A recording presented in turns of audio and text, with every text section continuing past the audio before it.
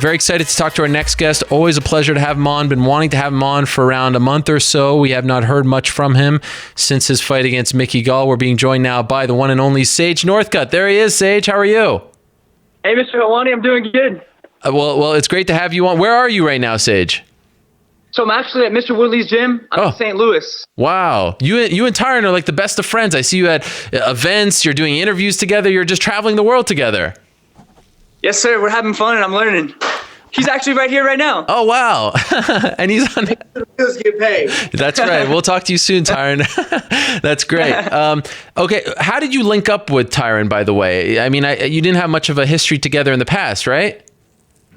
No, sir. Actually, just through a friend of mine named Michael Chandler. Oh, that's right. Okay. So now do you live in Milwaukee? No, sir. I don't live there. I actually live in Houston, but I'll be driving up to Milwaukee today, actually, with Mr. Woodley to train. Okay. Oh, yes, because you're in St. Louis right now. Yes, sir. In St. Louis. Okay. Will you be staying with him until UFC 209? Yes, sir, I will. Wow. What's it like for you to go on like this media tour with him, but all the focus is on him and not you? I mean, you've been in the spotlight for the last year and a half or so. And so to be around, but not have everyone bother you for interviews and things like that. Have you enjoyed it? Oh, absolutely. Yes, sir. You know, it's super cool watching him too. So seeing how the champ interacts with everyone, does the interviews, it's super fun. Great. Okay, so I want to talk to you about your last fight, of course. It's been a month or so since the fight happened against Mickey Gall. Looking back, what went wrong? Because early on you were doing great, and then of course it ended in the second. But do you have an idea or two as to why you did not win that fight? Yes, sir. Absolutely. So every time I've stepped foot in the octagon, I've been very excited. It's not UFC jitters like people say, but I'm so excited to be out there. I kind of get amped up. So I'll hit people and I kind of rush in. I'm not taking my time. I'm not being calm.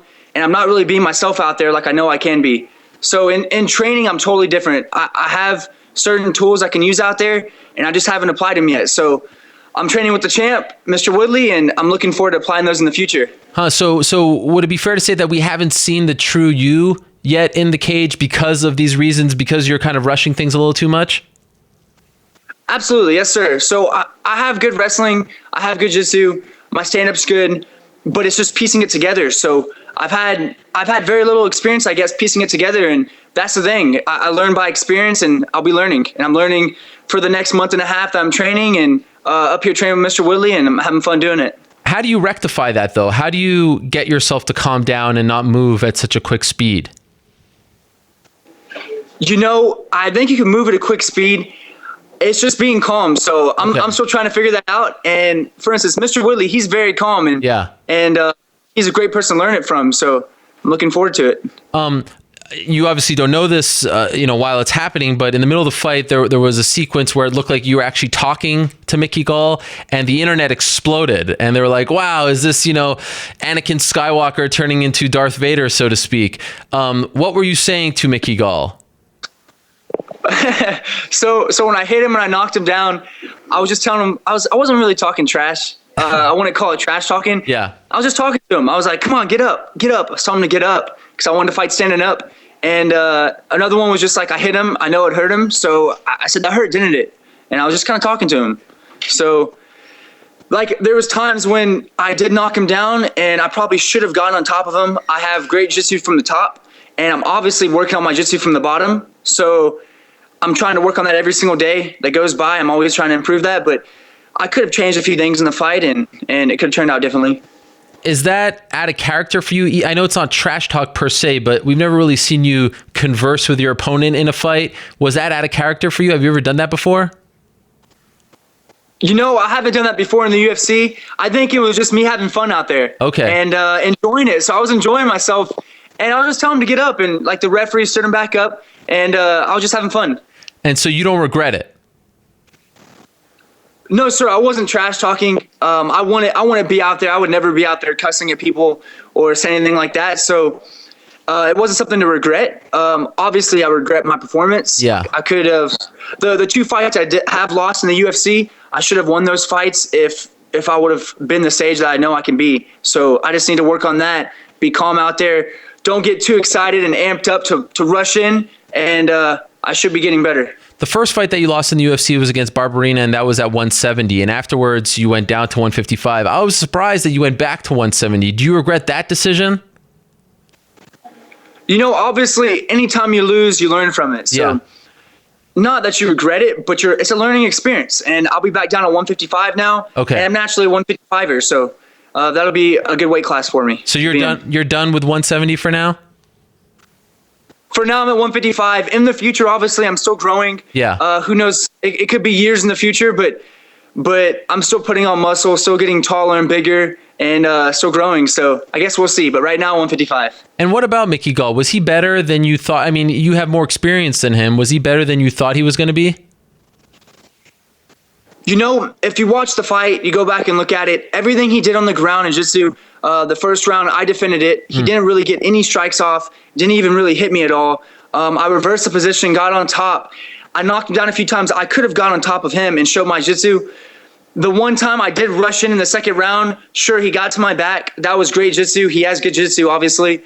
And he had a rear naked choke in. So that once the choke gets in, it's very hard to defend, and anybody can say that. So I just need to work on my jiu-jitsu, keep improving that, and making myself better and be calm. He said afterwards that he wanted to talk to you in private about maybe the build up to the fight and things like that. Did you guys ever converse? Did you clear the air with him? Because he did say some things. He kind of attacked you as a person. Did you guys have an opportunity to clear the air? No, sir. I never saw him again afterwards. He did say some rude things, and it was very disrespectful to me. And I'm not sure how other people saw it, but no, sir, I never got to see him again. Do you feel like he crossed the line with some of the things that he said? We're in the sport of mixed martial arts, so some fighters talk trash, some don't, and it's not going to hurt my feelings. Obviously, I don't take it for granted. I'm not taking it as being, wow, that hurt me, that really got underneath my skin, that messed with me. Really, I just don't even listen to it. I shake it off, and it's not important to me. But sure, it was disrespectful. Afterwards, also, speaking of the internet exploding, there was this picture that circulated of you talking to the Diaz brothers. What did you talk to them about? What did they say to you after the fight? Yes, sir. So really, they just introduced themselves. I got to say hi to them. They were super nice guys, and got to meet them and some friends of theirs.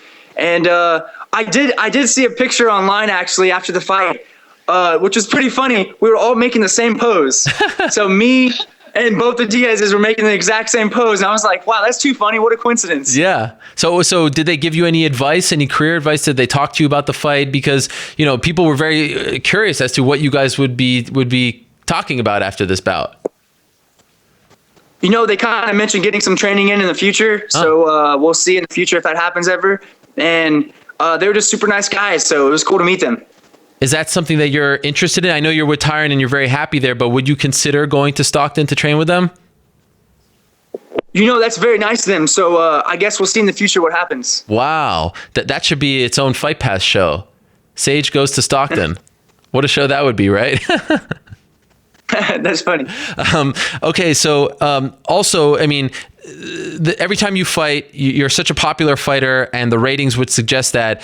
And this fight didn't go your way, and then people start talking about your training, right? And they start talking about, oh, maybe he needs to leave the watchful eye of his father and things like that. Does that bother you when you hear that? No, it doesn't really bother me. Obviously, my dad does everything he can for me. So trying to get me the best training, to do what he can. And if people saw it behind the scenes and saw what my dad does for me, they would think differently. So he's always trying to help me out. If I'm getting the best training in this place, whatever it might be. So I'm up here training with the champ, Mr. Woodley, and my dad's happy about that. So he's a great guy, and I'm having fun. And to be clear, your dad isn't your coach, right? Your last few fights, and I could be wrong here, he didn't corner you, correct? Or did he? No, sir. He was in my corner. He was. And he is my coach. So he's been my stand-up coach since I was a little kid. So he knows how I move, what I do. But obviously, as the future goes on, you're always improving everything. So he's always known since I was a little kid that when it's time to be in the UFC and it's time to fight, that you will have to go different places and train, because not one person knows everything, obviously. So that's why there's different styles of martial arts. There's wrestling, there's jiu-jitsu, there's boxing, kickboxing, karate. So you're always there to learn. So do you think whenever you get your next fight that you will train with him, that he will be in your corner, or are you implying that you're going to evolve a little bit? Yes, sir. My dad's always there with me in my corner. Okay. Good man. I also saw a photo of you, Tyron Woodley, and the great Freddie Roach from this past week. You trained at Wildcard. What was that like to train with Freddie Roach? Did you actually have time with him? Like, did he actually teach you stuff? I got to train with a boxing coach in there, but I did not get a chance to train with Mr. Roach. Okay. And he was very nice. I got to meet him and his brother, actually, and they were both super cool. So got to see the gym and obviously train with the champ. So the champ took me there. What was that like just being, Manny Pacquiao, so many great fighters have trained out of there. What was that like for you? Young guy, here you are at the Wildcard gym. Oh, it was super cool. And, I got to see the gym underneath. So it was pretty cool. He said, Mr. Roach told me that as Pacquiao comes in and other fighters come in, the pros actually change out the canvas and change out the bag colors, and it might be lime green and black one day, and then the next week will be a different color, and It's pretty cool. So I know you're helping Tyron now, but do you have an idea in mind as to when you would like to come back? Yes, sir. Not exactly a set date, but maybe sometime in the next 3 months, 4 months. Okay. And back at 155, so be learning the most I can until then and improving. Have they reached out to you yet about your plans? Like, have they floated any ideas your way? I'm going to see what the UFC says, and we're going to figure it out. So I'm waiting to hear. Do you have, do you have an ideal opponent? Have you thought about this yet? I don't have an opponent in mind. It's who the UFC gives me. Okay. But definitely going to be at 155. Yeah. By the way, when I first met you, we talked a little bit about your sister, and you hinted that she might make the move over to MMA, Pro MMA. Is she still considering that? Yes, sir. She is actually, and she's going to have her first pro MMA fight coming up. I'm not sure the exact date. I will find out because she just told me, actually. Okay. But I'm looking forward to watching her do that, and I know she's training hard. Wow. Do you know what weight class? Yes, sir. 135. So wow. she's actually... She's my height, if not a little bit taller, and 135. So she's lean and mean and a fighting machine. And what about your younger brother, who I always see you with? Is he going to make the transition to MMA as well? Yes, sir. He will in the future. He's only 17 right now, so he is training. He's healing up from an injury he had, so he's getting stronger every day. He's actually bigger and taller than me now, and he's getting huge. So I don't even know what weight class he's going to fight in yet, but he's going to be a monster. Wow. Two other things. I saw that you were at the Bellator fight on Saturday, and there were so many legends there. Dan Henderson, Vanderlei Silva, Sakuraba, Rampage. Did you have a chance to meet any, legendary figure of the sport? And if so, which one really got you excited? I got to meet a few of them, actually, and they all got me excited. So I was there watching a friend of mine fight who's from Rufus Sport, so that was really cool, and I was there supporting him with Mr. Woodley. Yeah. I got to meet a few cool guys. I got to meet Herschel Walker, too, which he was super. Yeah. He used to do, I believe it was like 1,000 push-ups, 1,000 sit-ups every day. So it reminded me of, I guess, myself, but I didn't do that many every single day. I might do 500 one day or 750 another day, but I thought that was really cool. What's your Mickey Rourke? Oh, Mickey Rourke. Wow. He was there. That was really cool. The guy from Iron Man, which is awesome. Wow. The actor. Yes, sir. What's your personal record for push-ups and sit-ups in a day? Oh, I can't say because I know as a kid growing up, sometimes I would get down and I would do 1,000 like at one period of time. I would do like 100 push-ups, then 100 sit-ups back and forth, hit 1,000 like right then and there. Wow. And it might take 20, 25 minutes. It depends. I'm not really quite sure how long it would take. It might be faster now, obviously, but I might do that at one period of time sitting and then do some later on that night. So I actually can't tell you the max I've done. Wow, that is impressive. I don't think I've done that many my entire life. Go ahead, yes? But something that was really, really cool was I was at Mr. Woodley's house actually last night. Okay. And his kids were there, and we're talking about push-ups and sit-ups, and his kids popped down and do 500 sit-ups right there and started doing like hundreds of push-ups. Wow. I was like, that's super cool. So oh, I got to get that was too cool. That is amazing. And by the way, this moment just kind of came out of nowhere online with you and the model Chrissy Teigen, where you're squashing the apple and then she's tweeting and all this stuff. We need to get you two in the same room. I feel like this needs to happen. Is this in the works at all? I haven't heard anything about it, but I would love that. So if you can set it up, That would be super cool with me. I will work on that for you, Sage. What's the most impressive? Like, can you do that to I don't know. What's harder, a watermelon or an apple? Is it? Oh, I would think a watermelon Okay. for sure. Can you do? I mean, I might have to punch through that watermelon because that'd be pretty serious. You can't squish the watermelon. I have no idea. I've never tried it. Actually. Try it. I gotta try that. Try it. I did rip a pineapple in half just like 2 or 3 days ago. Wow. Is that your most impressive feat as far as squashing fruit is concerned? You know, I would think so. So I was doing an interview, and it was Fox Sports Live, and they had a banana, an orange, a pear that was super hard and unripe. So that was super hard. And then they had a big pineapple, and I was like, man, I have to rip this. So then I ripped it in half, and it was cool. Holy smoke! And were you able to do all of them, even the pear? Yes, sir. Every single one. So What an inspiration! I got pretty pumped out. My forearms are getting pumped, and I was excited. Can you do the phone book as well? That's easy, right? I have no idea. That one looks really hard. You've never done the phone book. I heard there's actually a trick for that, like how you get the air in the middle. So I don't even know if I can do that, but that looks extremely hard. Wow. All right. Well, maybe that's another thing to put on the bucket list. All right. Well, always great to catch up with you, Sage. I wish you the best. Keep doing what you're doing, and good luck in your next fight. I'm sure we'll talk to you beforehand, but I appreciate you coming on and giving us an update on everything. Yes, sir. Absolutely. You bet. Thank you very much for having me. As always, there he is, the one and only Super Sage Northcutt. Great stuff from him. Coming off that loss to Mickey Gall, but hey, if we can learn anything from Sage, it's keep your chin up, remain positive. Better times are coming, right? Like that song. Mama told me there'd be days like this. This guy doesn't even have days like that. I mean, it's just amazing. The silver lining that he has on life is just is actually inspiring. And a pineapple? Are you kidding me? That is unbelievable.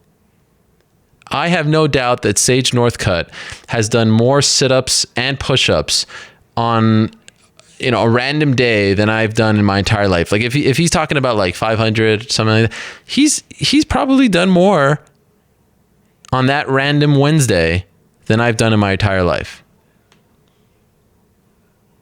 What a guy.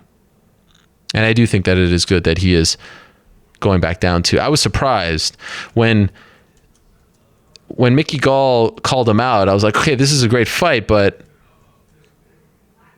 he just fought at 170 against Barberena. Didn't go his way, didn't look great. This is not going to happen. And then he goes up to 170, and I'm not suggesting that that's the reason why he lost the fight. In fact, if you go back to the fight, he looked really good early on. But I do think going back down to 155 is better for him in his career.